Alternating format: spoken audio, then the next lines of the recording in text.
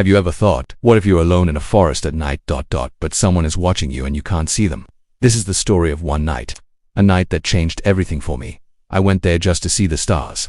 But what I found, wasn't human. It was a beautiful night. Full moon was glowing and shining in the night sky, like a torch to lead the path that otherwise would have been engulfed by the darkness. Stars were pretty, and he came especially there, in the forest, to look at them. The sitting place he chose was not far from highway. He came far from streets, but not that far from living world, as he knew he could get lost inside the big forest very easily if he go too deep into it.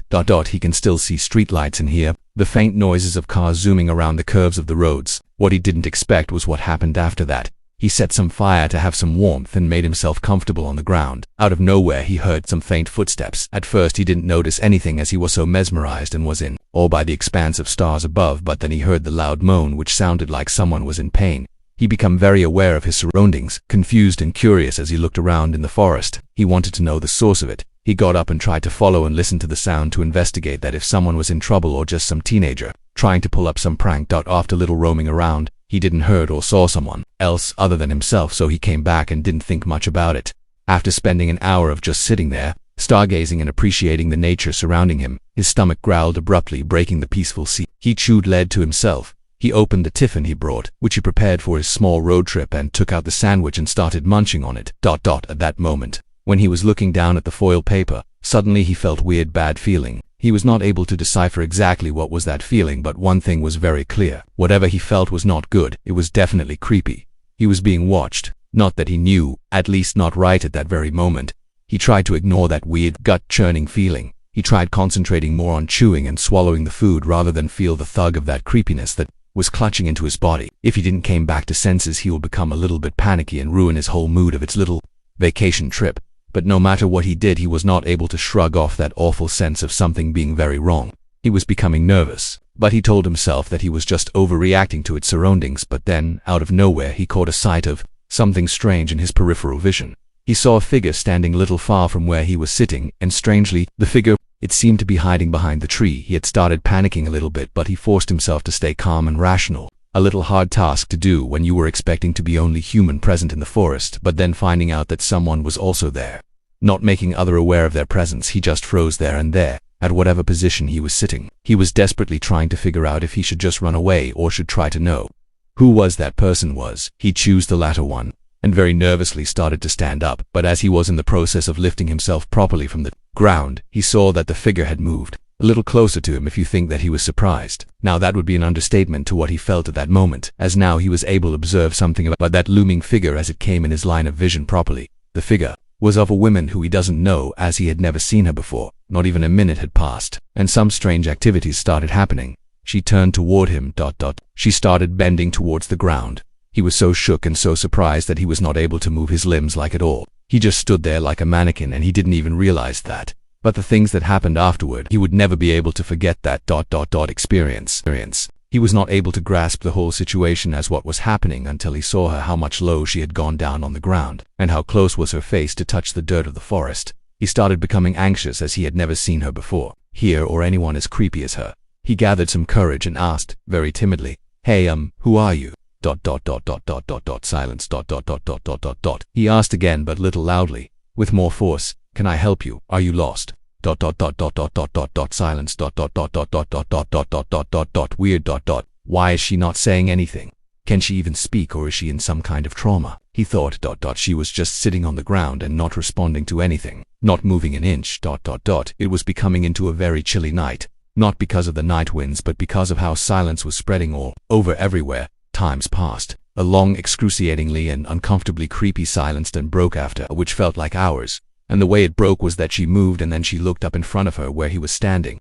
Looking at him, he felt goosebumps creeping out on his arms when they made the eye contact. Brown eyes meeting red eyes. Her eyes looked like she had red-colored iris and was so blank, lifeless. Out of nowhere, she started cracking her back in very odd angles. Bones were coming out of her in very disturbing angles. But the most terrifying thing, he thought, was that made him broke his paralyzed state of his body was that the sound coming out of her damn moan. That exact noise what heard earlier, but listening it from so close had its more terrifying effects. The sound coming out her mouth were downright loud, shrill, and sounded so hurting, like very painful to even be able to produce these type of noises. He started shaking uncontrollably and moved back instinctively, from the bent-down figure which now looked like a predator aiming to pounce on her prey. Oh my god, oh my god, oh my god, oh my god, d. What is happening? It never happened before. For how long was she hiding? What to do? I have to do something before I shit my pants. As he was thinking of what to do next, that creature for him at that moment, she was a creature. He could say that she was the most terrifying thing that he ever saw in his whole life was crawling and moving toward him. Adrenaline that was pumping in his veins was making him hyper-aware and very sensitive to every little moment. It felt like she was playing some kind of game with him as she was moving, slithering towards him but not fast enough to catch him. It felt like she was trying to torture him and break him mentally into pieces. Bit by bit she wanted him to scream, wanted him to scratch his hair and make him miserable. He wanted him to make him so out of his mind that he would not be able to comprehend anything happening to him. She smiled, a crooked smile, sporting a look of a full maniac, and cracked his neck 180 and bend more towards the ground more and to look directly at him. In his eyes, he was not even able to express the level of terror he felt at that very moment when their eyes met, and when he saw that crooked smile. Although he was shivering, a full body shuddering, and felt he is going to faint, he tried his hardest to remain sane and analyze the situation, where he was so suddenly being pulled in, so that he could get away from her or whatever kind of creature that it was. His mind was becoming a mush of just whirling emotions. His felt like screaming. Feeling of bile churning in his stomach was making him sick, and he was just on the verge of panicking. He was barely able to keep himself up and was trying to figure out how to control the situation. By controlling his mind was telling him to defend himself. So when he saw some stones on the ground, he immediately picked them up and started throwing them at her. His hands were shaking very badly, and he was surprised that he had that much energy to even lift his hand lest could throw the stones. He felt some confidence coming back in his body. She screamed. She screamed so loudly that he felt like his ears were going to burst, moaned in pain and with so much loathing when a particular stone landed straight on her head. She hissed at him, and when she hissed, her teeth got in his line of vision. Moonlight was shining directly on their creature, as a spotlight on the stage, with faint shadows of nearby trees making it more sinister looking. The sight of her was then very clear as she was standing little out in the plain area with no shadows obscuring her image.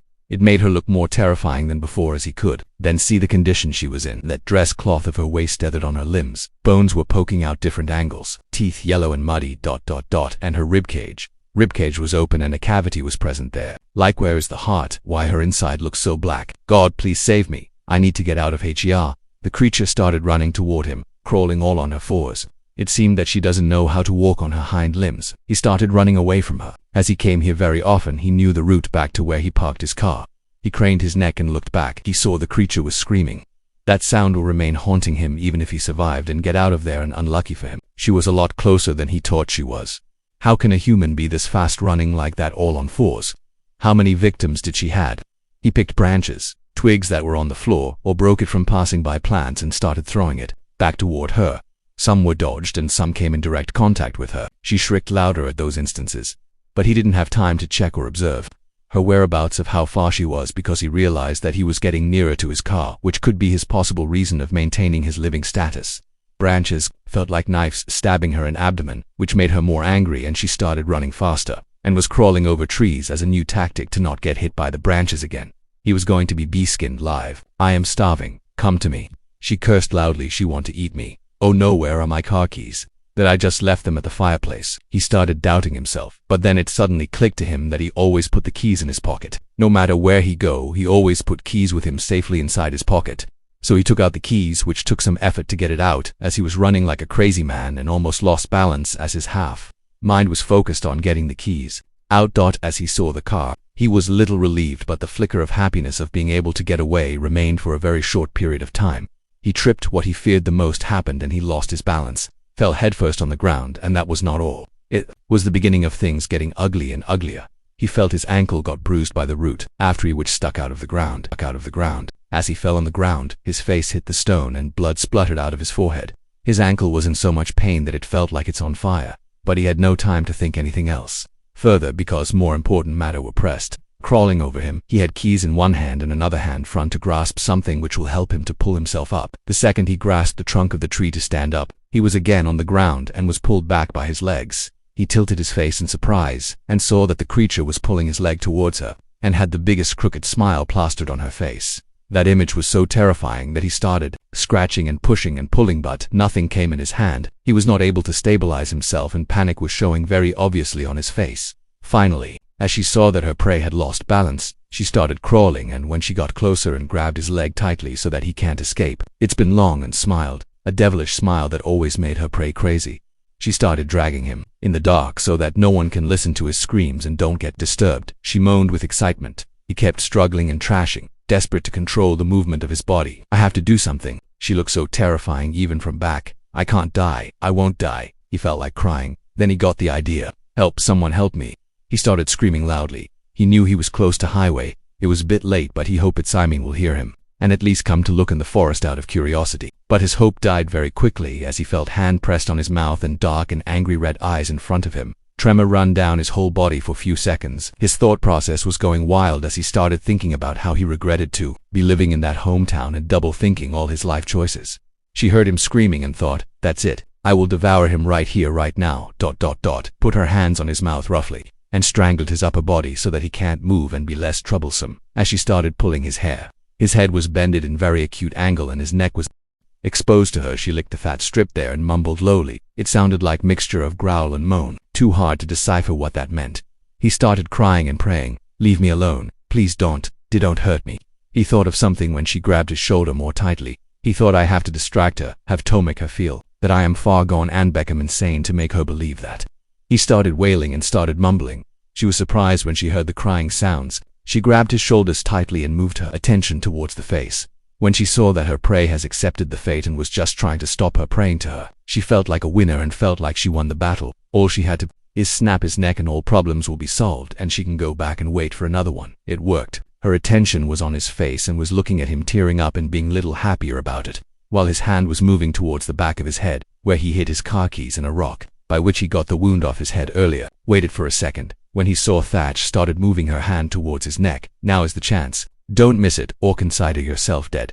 He threw the rock at her eye and stood up. She lost her eyesight for some seconds and she felt blood gushing out from Thekina. She was hurt and felt such an excruciating pain. She lost the hold on his shoulder and shielded her eyes and was ready to claw in every direction, but felt something cold metal thing digging in her chest. He scooted up on the ground and was in sitting position and took his keys between his fingers and jabbed her chest with it.